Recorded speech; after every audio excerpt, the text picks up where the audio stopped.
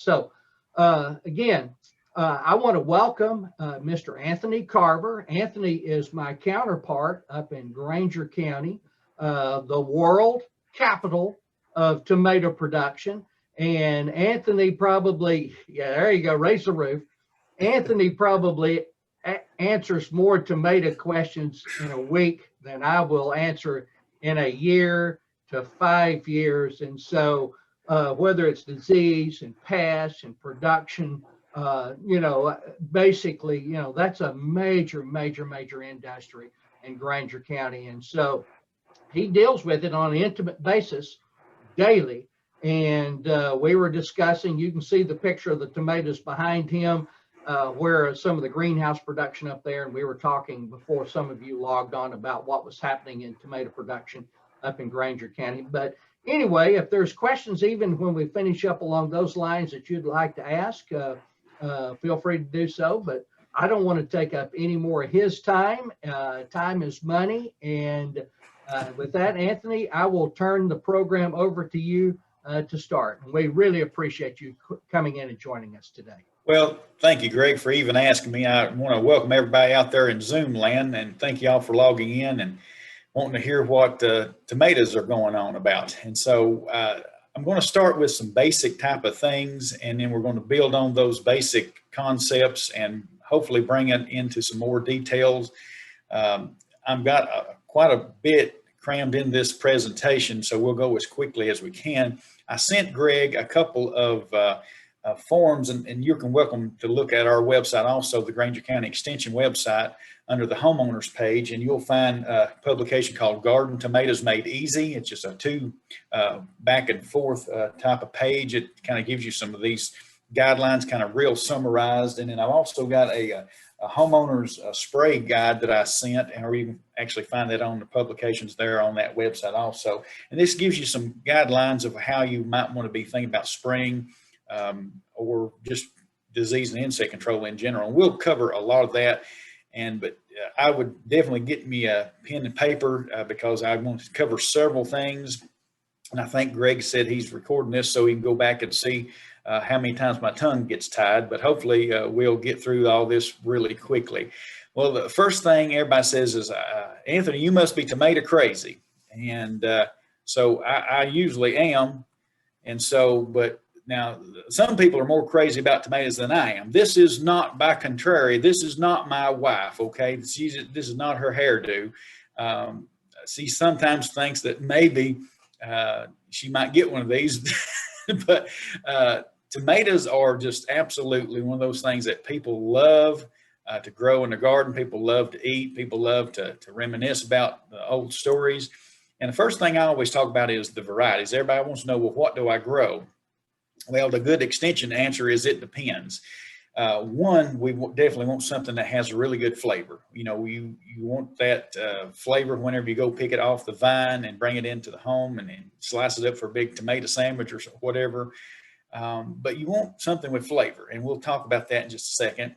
But we definitely need as much disease package on that variety as we can possibly get. Now, a lot of the varieties that have a lot of flavor don't have a lot of disease package, but so we may have to do a little bit more spraying, a little bit more management of those plants to get a really healthy plant.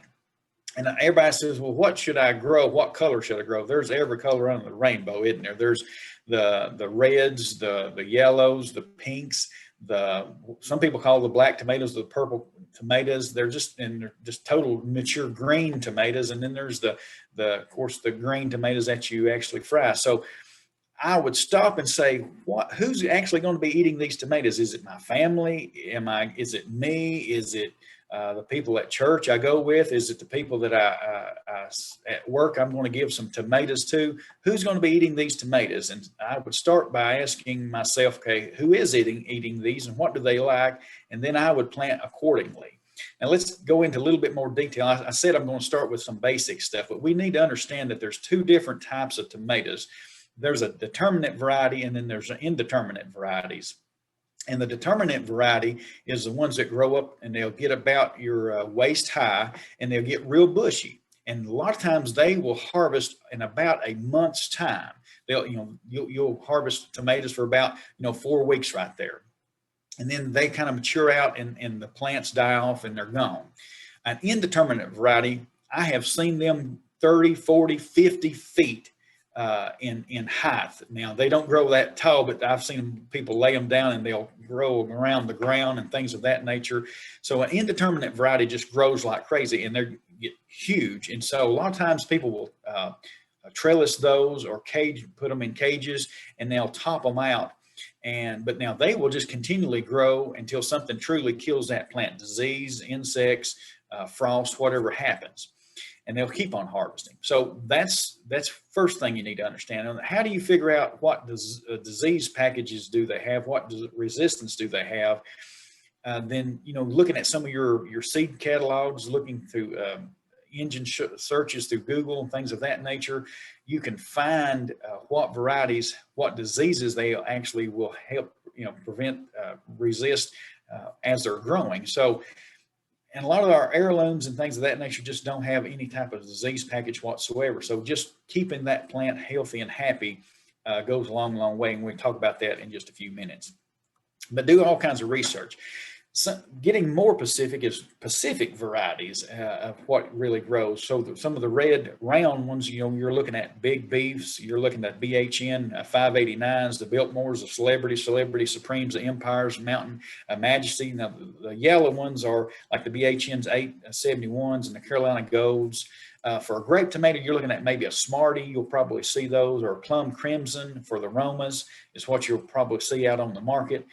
And you may not have any clue what you're even growing, because whenever you're walking through the stores, you're looking at all these transplants and you're just picking up whatever looks good and taking it home with you.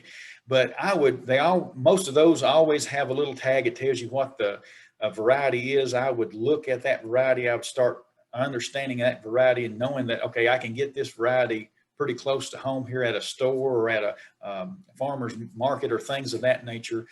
So the first thing, and that's how most of us is going to pick them up and buy the transplants, because growing from seed is a whole nother talk, and we can't even get into that today. But what you need to be looking for, you need to be examining those plants that you're actually buying.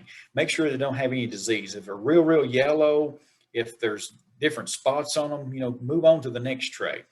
Look for any insects. Turn that leaf up and look under it. Is there anything crawling around on it? Is it too huge? I mean, has it gotten real big?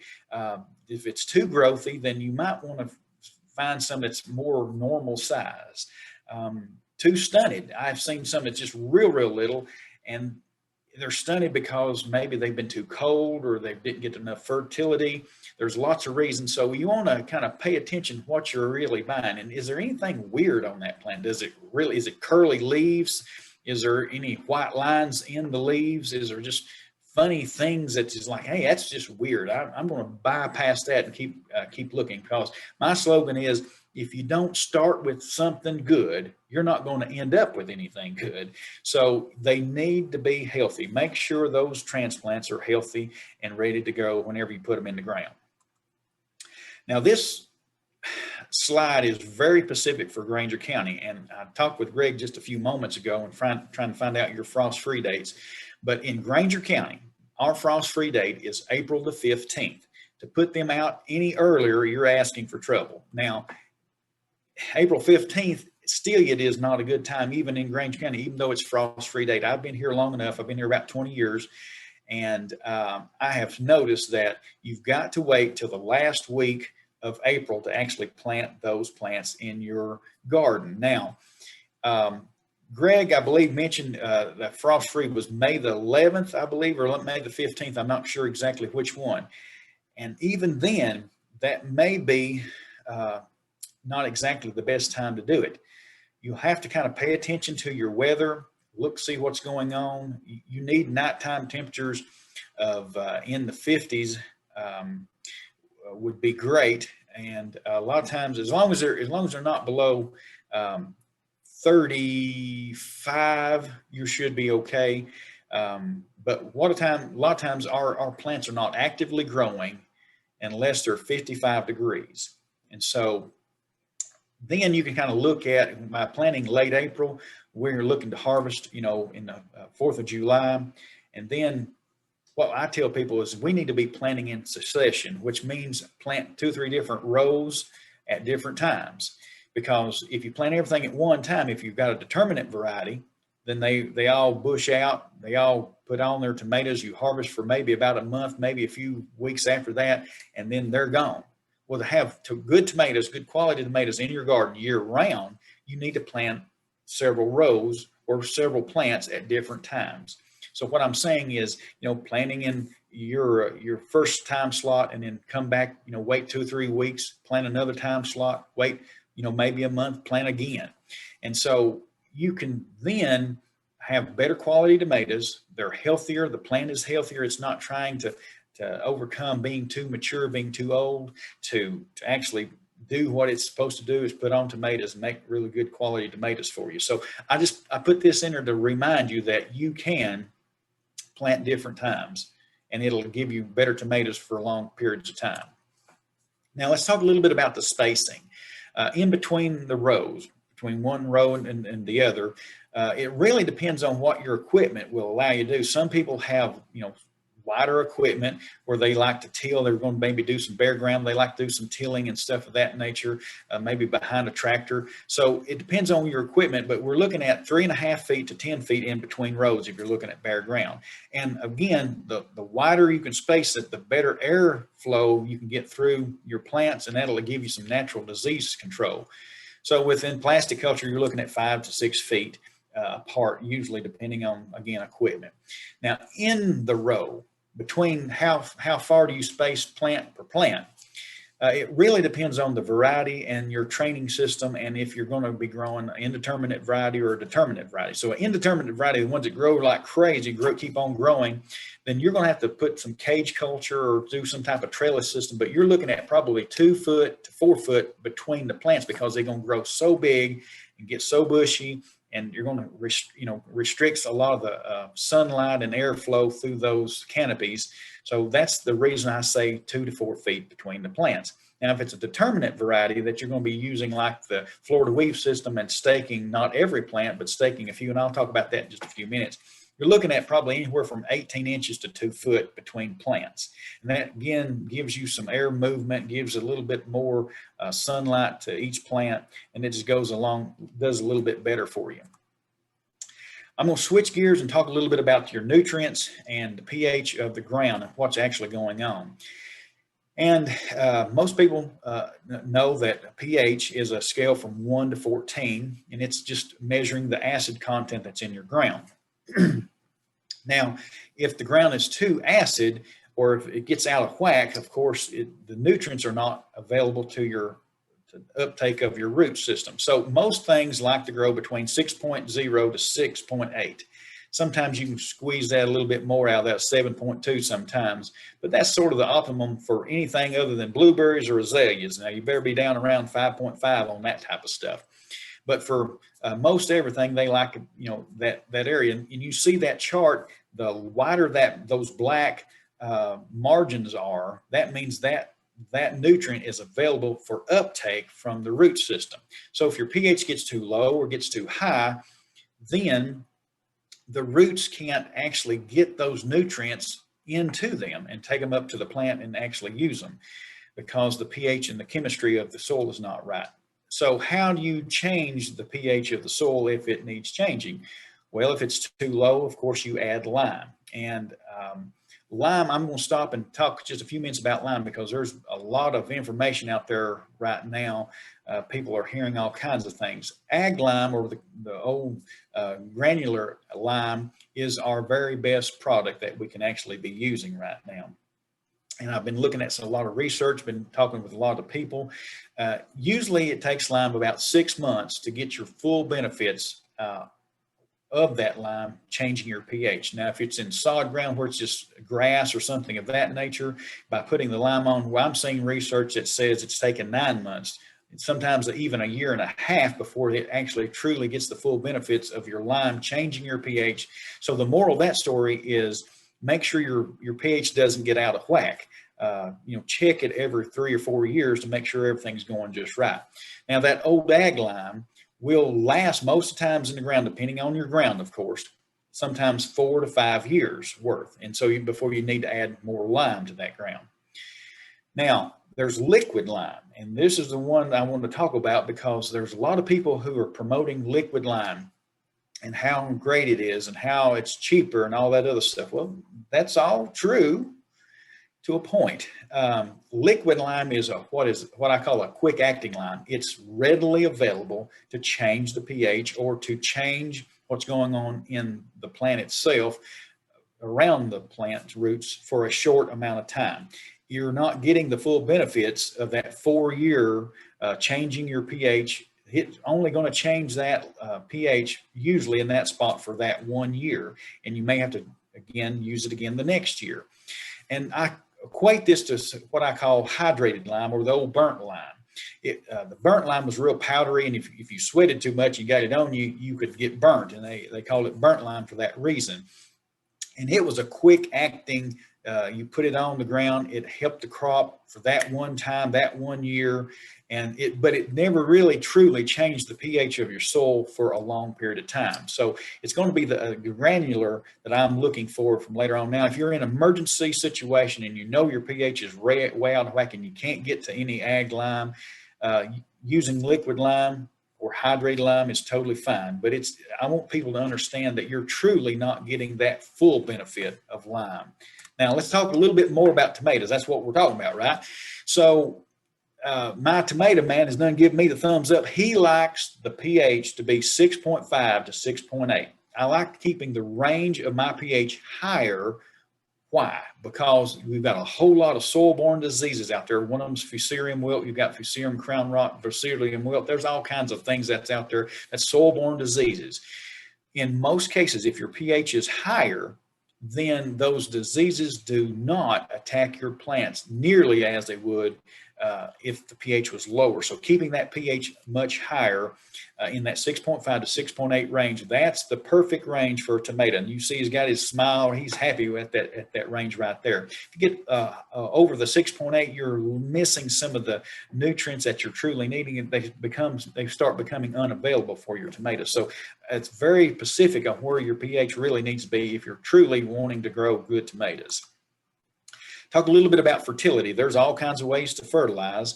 Organically, you've got organic matters, adding those, composting, green manures, which is cover crops, liquid fertilizers. The traditional ways, you've got manures, you've got cover crops, you've got your old granulars, which is your 6-12-12s, your triple 15s, triple 19s, triple 10s, things of that nature.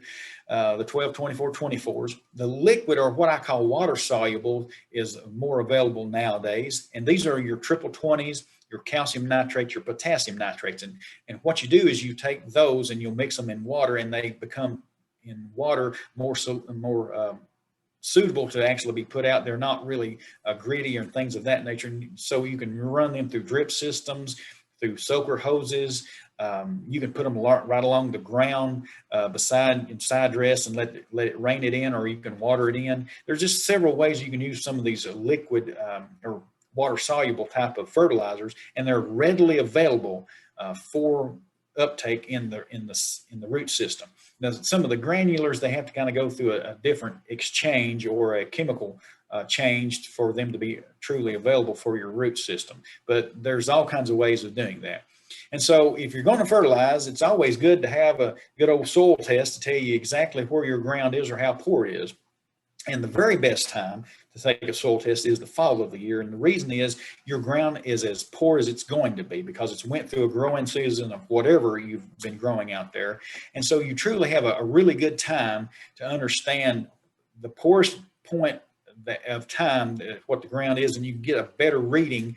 But now it's always good to do a soil test if it's the spring of the year, in the summer, whenever. But my very best time is the fall of the year because it gives you a truer test and lets you understand what that ground truly needs for next year.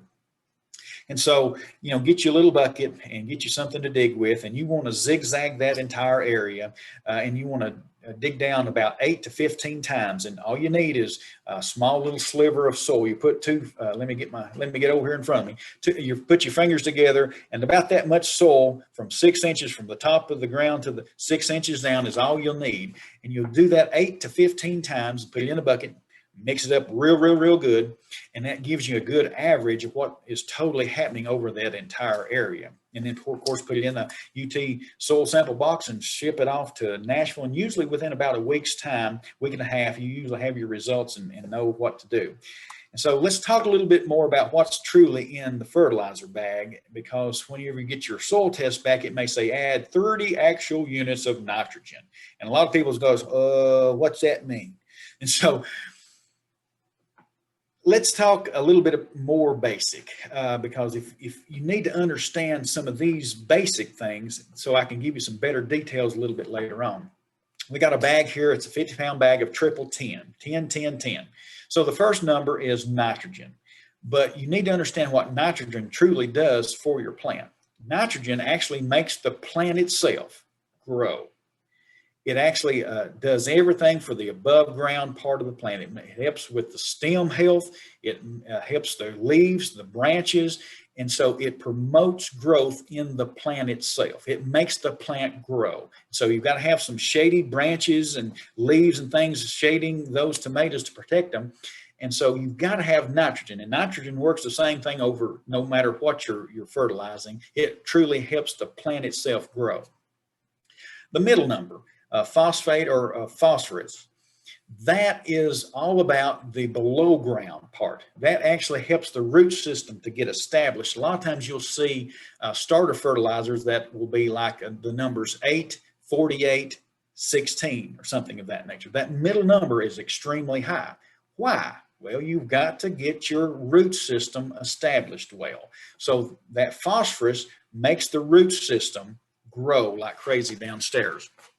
The third number, potassium or potash, or some people call it K. That third number is all about fruit development. It will size your tomatoes. It will develop the seed pods in the tomatoes itself. It helps with the liquid. It helps with the sugars content inside of the tomato, which actually helps with the taste of the tomato. So there's a lot of things just by understanding what's in a fertilizer bag will help you know what is going on. Now, in this 50-pound bag, there's only like 5 true actual units of N, P, and K. So let's say you get your, and it takes 100 pounds of whatever you've got 100 pounds of triple 10.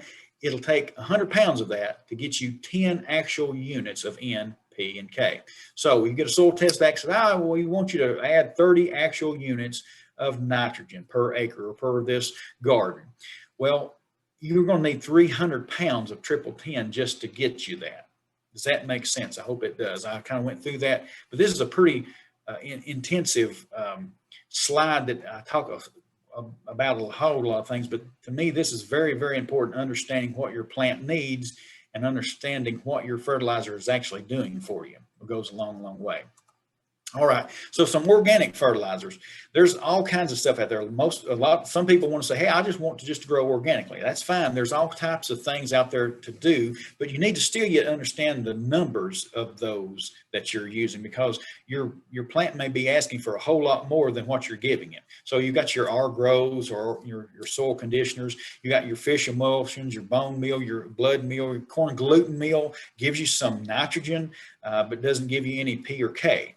So just understanding that what your plant needs versus what you're truly giving it will help you understand how to better fertilize and better feed your plants. Now, I'm going to give you some general rules. And one is, a lot of people say, well, add a complete fertilizer. Well, what is a complete fertilizer? All that really means is that your complete fertilizer has a little bit of every nutrient, N, P, and K. So like a triple 10, triple 15, 6, 12, 12 is a complete fertilizer. But like urea 46-00 is not a complete fertilizer. It's all about nitrogen. So as a general rule would be adding some type of complete fertilizer. If you don't have a soil test, then the general rule would be like putting 2.5 to 3 pounds of any type of fertilizer in about 100 square feet area of your garden. And I try not to put my fertilizer directly to the root system. Now, growing up, me and Dad, we grew 2 acres of garden whether we needed it or not. And we would put fertilizer right to the root system sometimes. But I try to go away from that. And the reason is if you have too hot of a fertilizer and it directly contacts the root system, you can burn the root system and stunt the plant and stunt the growth of the plant itself. So I try not to do that. I usually would go ahead and just cover the plants and then side dress it, or put the fertilizer, or maybe put the fertilizer before you even plant it and mix it in, or put it right side dressing. And so then after you've done the complete fertilizer, I'd like to go in and side dress, because your plants, kind of like us, if we go to the Golden Corral and just say, have all you can eat, and we just eat like crazy, by the time we leave, we're full. But tomorrow, about that same time, I'm going to be hungry again. Same thing with plants. By just putting in fertilizer all at one time, you're doing okay, but not really. I mean, you could do a whole lot better if you give the fertilizer a little bit at a time. And so it's just like us, we like to eat, several times a day. I may eat 2 or 3 times, 4 times before the supper gets around here. But anyway, so side dressing, using like a 6-12-12 right after fruit set, a couple times, using some calcium nitrate. And I'll talk about what blossom enright, why that's important. You want to use calcium nitrate early on, because that's when your calcium is truly needed in a tomato plant and in any type of fruiting vegetables. Triple 20 will help grow your plant itself. Potassium nitrate will help that fruit development, but so we'll put it on near the end whenever you've got a lot of tomatoes set on that plant. I'll just put in here that there's all kinds of ways of fertilizing, but as long as you're feeding those plants, that goes a long, long way. Now, I put this on here. Now, these are different varieties. Don't get hung up on the names, because a lot of these are not for homeowners. I put this on here to remind you, to tell you that all tomatoes are not created equal.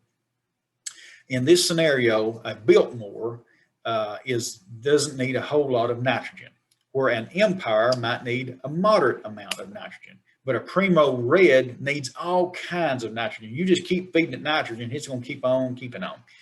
So every tomato is not created equal. So what I tell you is the varieties that you're growing, get them growing, see what they need, understand what their needs are. Do they need a little bit of nitrogen? Do they need a whole lot of nitrogen? What are they happier with? So whenever you're planting, plant your varieties together if you can. If you've got Empires, put 5 or 6 Empires together, or maybe put a row of just Empires and then switch with another variety, because you might want to fertilize those varieties differently. And a lot of times you have to, because they like different amounts of food. Now let's get a little bit more in depth. Let me grab a drink of water right quick.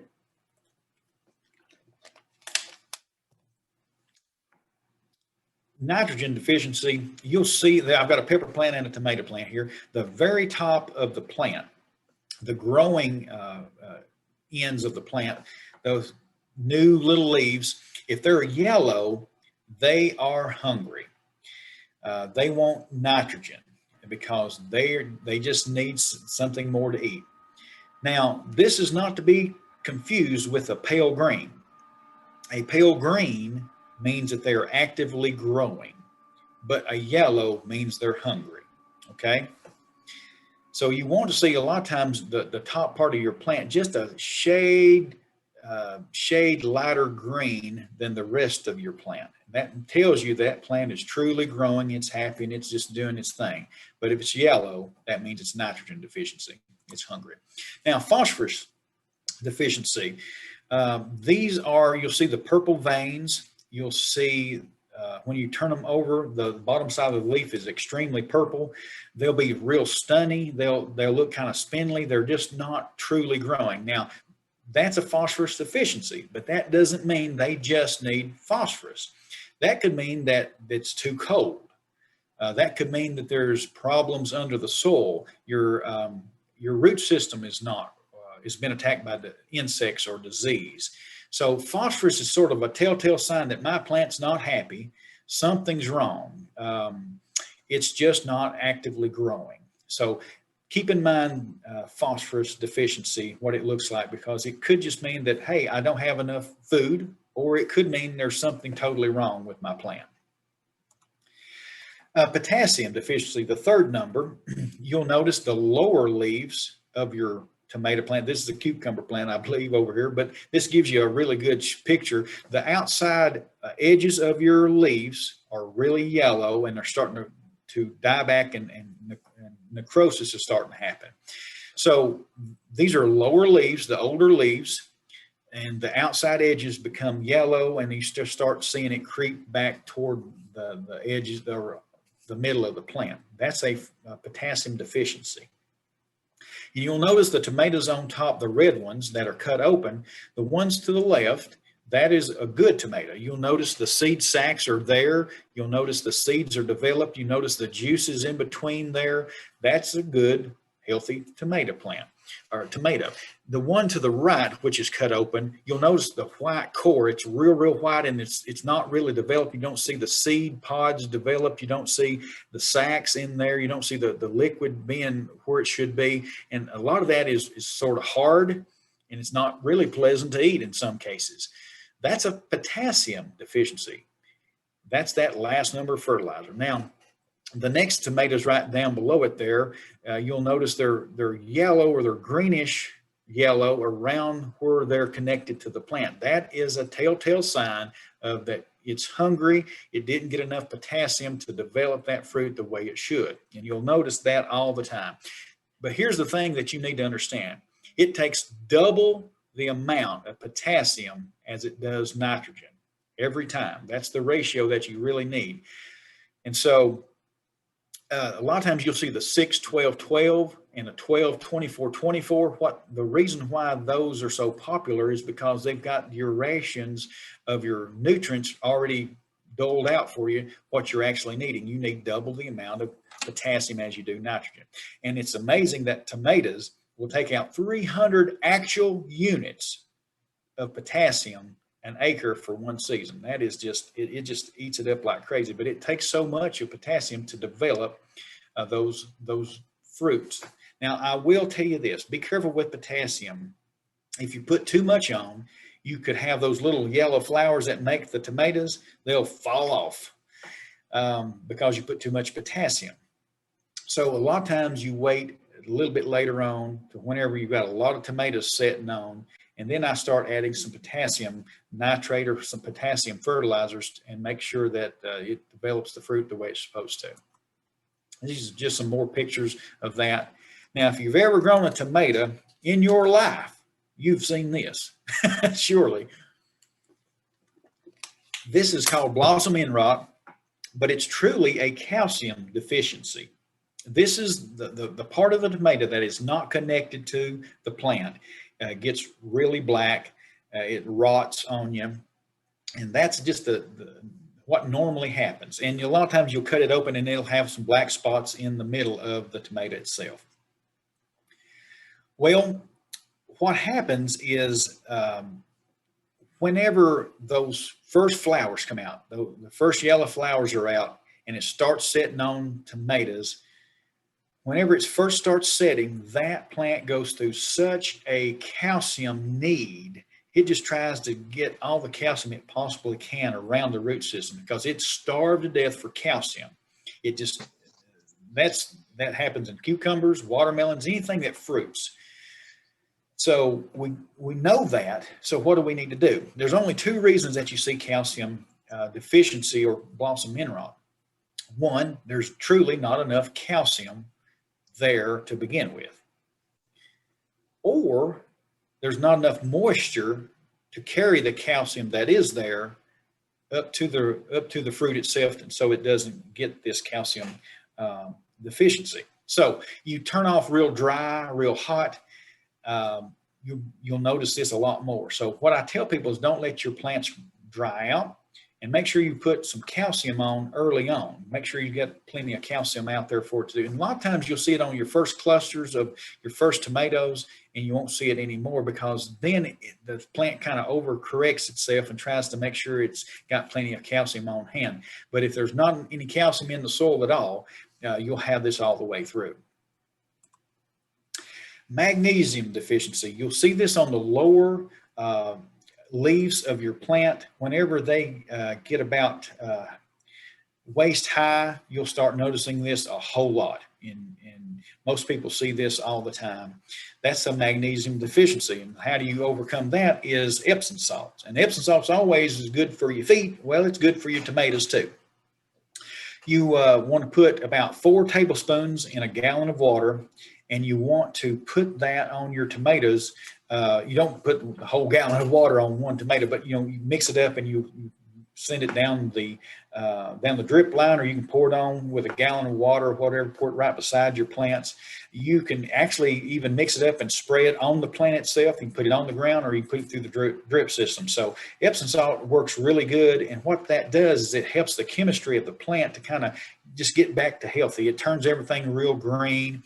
It tells the plant everything's okay. It just helps the plant health-wise. And so if we can do anything we can do to make the plant healthier, it's going to prevent any type of disease or insects a lot of times on your plants. It does, but you want to start that whenever that plant gets around knee-high, and you want to do it every other week. And it works as a preventive type instead of trying to wait till it actually happens. I'll also bring this up because there's a lot of research about boron out there. And boron actually does help the yield of most of our crops. It doesn't matter if it's a hay crop or a vegetable crop or anything, fruit trees. Boron is been tied to a lot of research that says, hey, we can bump up the yield just a little bit for every crop if we'll use it, because there's some boron deficiency out here in our soils. But the problem is, if you put too much boron on, it's just as bad as not having any boron at all. So using it sparingly goes a long, long way. Usually about 2 to 3 pounds of actual boron per acre will do all you need. So you have to kind of be careful if you're going to use boron. Be careful with it. Don't put too much on, but make sure you know your size of the area that you're going to be putting it on. And I'm sure Greg or anybody, John, could actually help you with figuring that out for your own garden. Switch gears again to weed control. And I don't know if there's a tomato out there or not. I don't think this person actually did any weed control whatsoever. But how do we protect from all the weeds that out there that wants to eat all our nutrients up and actually choke out our tomatoes? Well, pre-transplanting, we want to put something on that actually will hold back some of our weed seeds. And so Treflan is a great one that you can use. You want to incorporate it very lightly if you can. If not, you can just put it on top and maybe kind of rake it in or something of that nature. And what that does is it holds back the weed seeds from germinating. And it's not going to kill any plants that's already up. You can do also the same thing with corn gluten meal. Corn gluten meal, like I said earlier, gives you some nitrogen for your plants, but it also gives a holdback for some of your weed seeds, and it holds them back. So you want to put about 20 pounds of that per 1,000 square feet of your garden. Apply it about 2 weeks before you transplant, and just incorporate that real lightly, and that'll go a long way for you. And of course, Roundup is kind of the standby. You can, if you've got a lot of weeds already out there, you can go ahead and spray the Roundup, and in 7 days it's gone, and you can transplant after that, or plant anything else after that Roundup spray. Again, it's very, very safe. And it's something that can be used. Post plant, if the weeds are already up and doing things, you can use something called Syncor. That's a good one. And I'll talk about some organic ways of doing some weed control here in just a few minutes. Some Syncor, which is your broadleaf weed control. Select Select is only a grasser. It only is going to kill grasses, so don't get it around your corn. But you can use it also. And then I always like putting a sticker with those. And what I mean by that is like a surfactant, something that helps stick the chemical to the weed plant leaf itself. And if you don't have anything else, you can use Dawn dish detergent or some type of soap, a few drops of that, and kind of mix it up real lightly so it doesn't get too sudsy on you. It will help stick these weed control chemicals onto your leaf and kill them.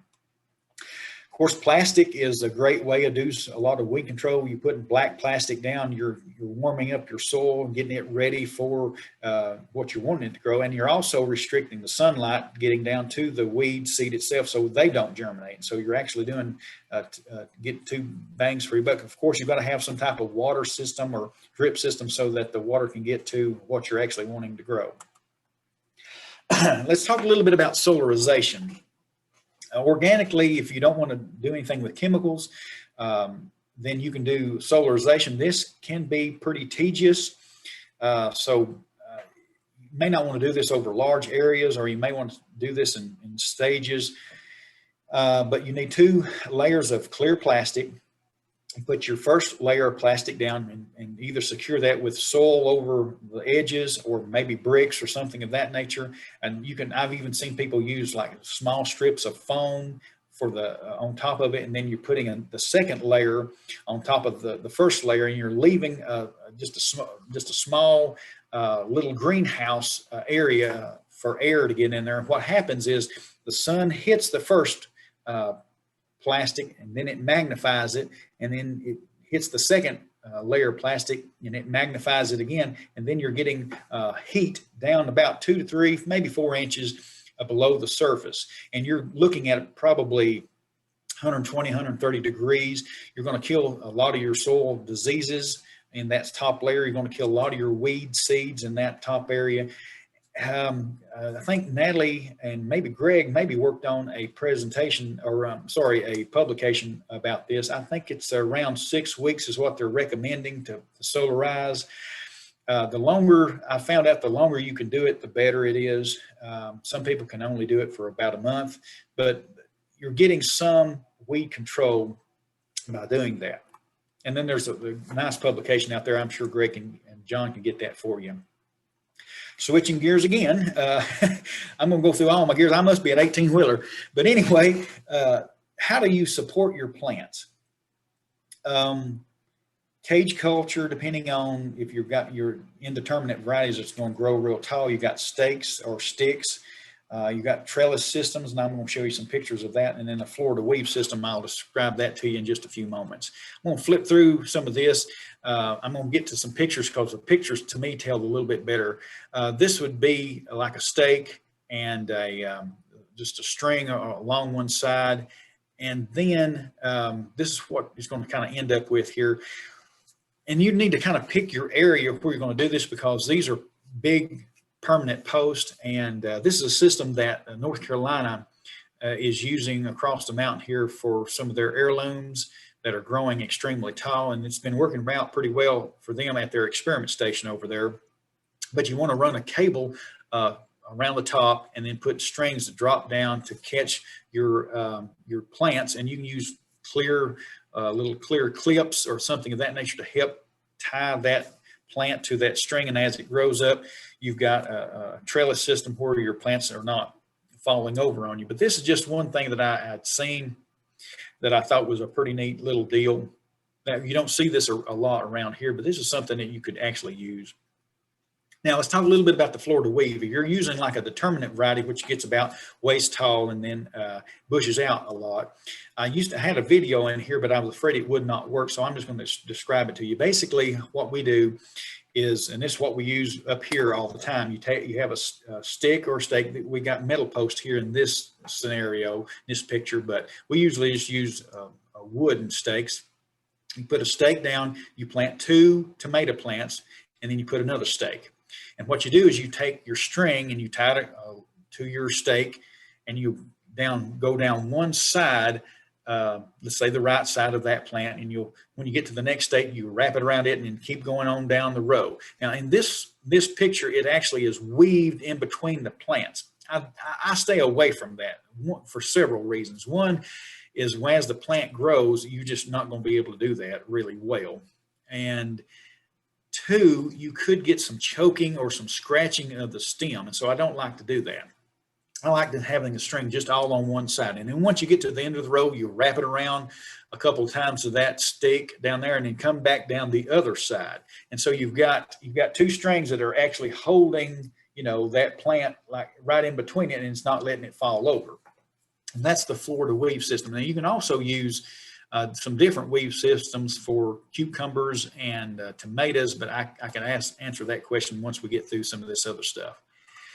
We're going to talk a little bit more about disease and insect control. I'm going to kind of run through this. This is an actual picture that actually happened. This is a sad day for this farmer. This is a fusarium wilt, but a fusarium is, again, the soil-borne diseases, and that's why we like to have our pH up around that 6.5, 6.8. You'll notice that one side of that plant is yellow, where the other side is totally green. And then you'll see that yellow plant, and they call that flagging, that yellow flagging, because you notice it. It's right in between two green plants. Everything looks just good, but that plant itself is in bad shape. You'll cut open the stem near the ground, and you'll notice those brown spots all through the vascular tissue. That just prevents any water or nutrients and sugars coming down to the roots, and it just kills everything. And so it kind of chokes it to death, basically, is what the wilts are doing. And so you can crop rotate 5 to 7 years. It's probably still going to be there, but crop rotation, it works good on most everything. And so if you can do that, that's always good to rotate, even in a couple of years, rotating your garden area, or even rotating like your corn with your tomatoes. That actually will help, because corn is a grass. And so you can get different nutrients happening, and you're affecting the soil a little bit differently that way.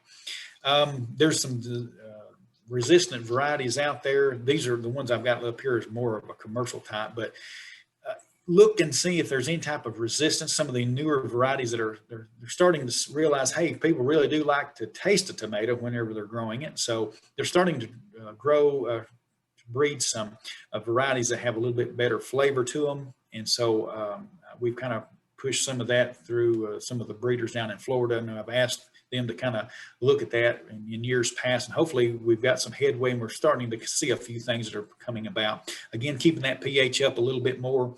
Don't over fertilize. If you know you've got this problem, don't over fertilize with a lot of nitrogen fertilizer, and that because the nitrogen fertilizer just seems to make it come on even really hard. And just control any type of nematodes or insects or anything that would actually hinder your root system. That'll go a long way. There's some biological controls out there. You got soil guard, you got root shield, planting a crop of mustard for a cover crop, and then weed eating it down and tilling it under. That actually gives you some natural prevention of some of these soil-borne diseases. That those mustards have several things that's in them that actually holds back and fights a lot of your soil-borne diseases. That goes a long way. And give me another drink. This is bacterias, and you're seeing canker, speck, and spot, but used to you could tell them apart. Nowadays you can't. They're starting to intermingle and grow together, and when you see one, you may think that it's one thing, but it's totally something else. It takes a laboratory to even find out what type of bacteria is actually growing on your crops in any sense. Used to, you could tell them if it was canker or speck or spot, but in most cases you really can't anymore. It's just a bacteria of some sort. And they look differently even on fruit, supposedly. Well, nowadays sometimes they're just not. They're just looking all the same. And so early blights, and I'm going to tell you how to control these in just a second, but early blight, you'll see this a whole lot. These are these specks and spots on the leaf itself, but you'll notice those rings that are on the inside of that spot. That's a telltale sign of early blight. You will see this in most gardens all the time. There's all types of leaf spots out there. There's anthracnose. There's late blights will cause a blackening usually on the side of the tomato. And this one is bad news. Usually within 2 or 3 days, it's through your entire crop. You usually notice the spots on the leaves and things, and this is a pretty bad one. But hopefully, most years we don't have this, just every once in a while. So let's talk a little bit about having some things on hand that you can actually use. I like using Mancozeb. That's a product you can usually get at any farm store. Mancozeb is actually going to be working on your bacterias, and I like to put it with a copper. And if you can find a red copper, that's even better. The red coppers they usually sell those as red cop, and there's some other different kind of unique names. A red copper is showing us that we're having more activity on a lot of our diseases. And of course, the coppers are organic too. But if you don't have anything else, go ahead and buy those blue-green type of coppers and just go on, because it does give you some activity, but it may not give you the very best. So I like mixing a Mancozeb and a copper together. Those work really well. They seem to help each other control things. The next one on the list is chlorothianil. This one is sold as funganil or daconil. That NIL at the end of it keys you in that that's what you're buying. The chlorothianil will actually work on your early blights, your late blights. It kind of helps, it kind of does your more fungal type of things versus your Mancozeb does your bacterias. Sulfur, you're getting some control of some different diseases, your powdery mildews and things of that nature. But preventing the leaves from staying too wet too long is a big one. Making sure you've planted your garden in a full sun location. Make sure there's some wind movement to help dry off those leaves. Goes a long way. If you're overhead irrigating, I probably wouldn't. You're adding more chances of more diseases actually affecting your crop. Now, some people have done it for years, and you may be in an okay situation where I say if it ain't broke, don't fix it. But the more you wet those leaves, the more likelihood you're going to get some disease. Now, there's some things that you can actually build your own little greenhouse, or I call it a little hoop house on wheels, that actually you can just kind of put over your crop and move it over one row and kind of maybe push it off to the side of your garden. And if you know rain's coming on, you can actually pull it back onto your crop to help control some of that leaf area, drying it off. Baking soda, we found that has a little bit of fungal activity that'll actually control some of your fungus diseases that's out there. So having some baking soda will go a long ways too for organic uses. Insect, I'll kind of go through these little green, I may be getting too long-winded here. I'll try my best to hurry here, Greg, but these little green bugs are aphids. Sometimes you'll see them red. They call them red lice, and these are most time on the underside of your leaf. You'll see that ladybug going to town eating like crazy. That's your natural control, but aphids are out there, and they're sucking your leaves to death. White flies, you'll see the little white flies flying around whenever you're walking through your crops. Spider mites, these are the things that you hardly can ever, I mean, I look for them and it's hard for me to see them sometimes, but these are extremely small, pinhead size, maybe littler, but the top of your plant will be real rusty looking, real kind of speckledy. And so that's kind of a telltale sign of some spider webs and some other stuff. That's some spider mites.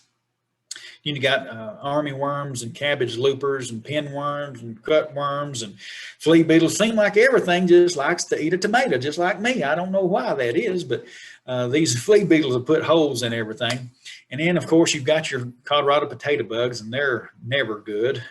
So how do you control some of this? Oh, I will mention this one, stink bugs. These are becoming harder and harder to control. You can spray them. They'll look dead for 2 days and just stand right back up and start eating again. So there's some bad news bugs out there that loves tomatoes, but chemically you can use I like using a liquid 7 versus the old powder 7 because you're getting better control and you're killing a lot more things with the liquid 7. Now, with a liquid 7, it's an all kill. You're going to kill your beneficials and everything.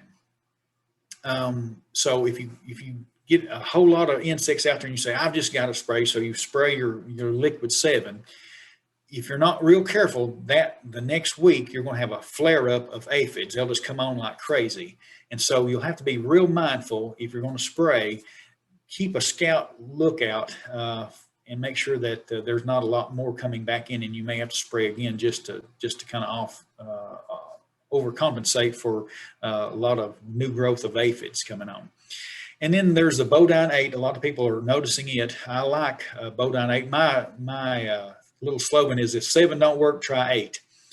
And for the Colorado potato bugs, I like using something with the spinosad in it, spinosad. And this is the active ingredient. So you want to look and make sure that it has this active ingredient, because this is the active ingredient that's actually going to do good on your potato bugs. A lot of times Bodine will sell one and it'll say a Colorado potato bug killer or something of that nature, but make sure it does have the spinosad on there. Organically, I like running a bug zapper all night long, 2 or 3 or 4 if you can. I like putting them at the edges of your garden, and what that's going to do is you're going to zap those moths that are going to lay the worms that is going to eat on your tomatoes. So if you could run 2 or 3 on the kind of the edge of your garden, that's great. Now, I like to run them at night only. Don't run them during the day, because you could get some bees. If you got some bees, you could get them zapped too during the day, but I like to run them at nighttime. Insecticidal soap is a great tool to use organically. I'm really promoting neem oil more and more these days. Neem oil can do a great job on your thrips. Thrips, I didn't bring those up, but thrips are extremely small insect that gets into the flower of your tomato. And it can give you viruses and all kinds of stuff. But the neem oil is the only thing that I have found that will actually penetrate and get down into the flower itself and kill those thrips. And but now with the neem oil and also with the soap, I don't like spraying them during the hot of the day when it's really bright sun shining. So you want to do a morning or an evening spray with these I'm talking about now. Sulfur, you'll get a little bit of control from insects. They don't like the smell. Some of it will irritate them and run them off. Let's say you got rabbits or deer that's bothering you. I like mixing up some hot pepper and sprays and spraying on the plants. They usually don't like that too much. They're not, most of those are not, they don't like Mexican food for some odd reason. Rabbits and deer don't. But so anyway, and then with deer also, I've taken in some raccoon problems. I have taken some electric wire and do an electric fence around my garden about 6 inches from the ground, and then I put another one up a little higher.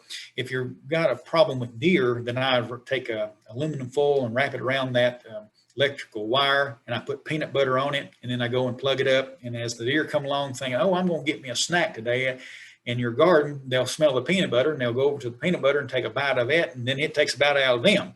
And then they say, hey, I don't like this place. These people don't seem to like me around here. And so they'll usually take a hike and usually don't come back for a few days for you. Talk a little bit about pruning. People always ask about pruning. I'm trying to be as quick as I can, Greg, here, but the lower leaves, I like to take those off. That first cluster of flowers in the picture to your left, you'll see that I like to remove the leaf and the whole branch from there down. And there's several reasons for that, but real quick ones, it would be when it rains, your soil is going to splash up onto your lower leaves, causing a great place for disease to get started and just run throughout your entire plant. The older the leaves are, most of the time they're slowed down on the photosynthesis the sunlight that they're capturing. So I like to remove those also, just so that you're promoting the upper part of the plant to grow, and you're actually pushing that energy more into, instead of sustaining these lower leaves, you're pushing that energy into your fruit set and to your fruit quality. And in pruning the suckers out, there's some people love to do it, some people hate to do it. So it depends on what you like. The sucker, of course, is that little flower to the right that it comes up between the stem and your branch out there. And so you could remove that. And if you remove that, you're reducing the amount of tomatoes that you have, but you're making the other tomatoes that are standing there to get bigger and have better quality. So there's different ways of doing this. You can either leave your suckers in there and you'll have a lot of tomatoes, but they'll be smaller, or you can remove those and have fewer tomatoes and have them much better quality and larger. And some people will always leave the first sucker right above the first cluster, and they do that just in case something happens to the main branch. And then this one will grow up and do for you just like your main branch, or some people will just use it anyway as that two-branch. They call it the two-branch method. You always need to pollinate. Bees, the good Lord made it to where the bees like to do it for us, and bumblebees and everything. So if you don't have a lot of bees and you're seeing that, doesn't seem like it's drying off, and you don't see like the tomato setting like you think you should, using a leaf blower and just kind of blowing through the canopy. If you've got your sticks like I've got in the background here, you can go by and just bump them with your fist, or just bump them as you're walking by, and that shakes the entire, if you got that Florida weave, because it shakes the entire row down through there. And you maybe do it maybe halfway about on the east, especially the ends, and maybe in the middle. That just shakes the pollen down into that. I've seen people use toothbrushes and everything else to pollinate each little flower. I just don't believe I got enough time in the day to do that, for me anyway. And then I'm real close to the end here.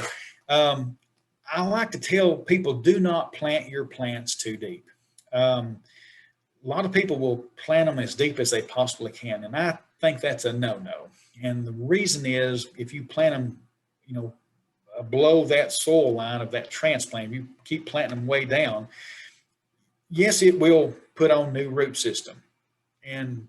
But what happens is you're adding more areas to be affected by soil-borne diseases.